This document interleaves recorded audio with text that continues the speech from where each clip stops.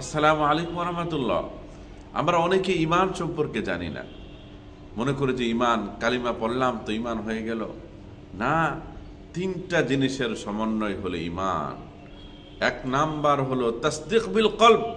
আপনি যে কালিমা পড়েছেন ওই কালিমাটা অন্তর থেকে বিশ্বাসের সাথে স্বীকৃতি দিয়ে পড়তে হবে কালিমা।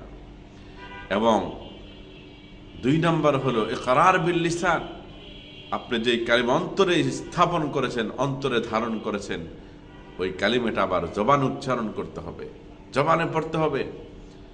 এবং সাথে সাথে মনে করতে হবে আমল বিল আরকান। তিন নম্বর হলো আমল বিল আরকান।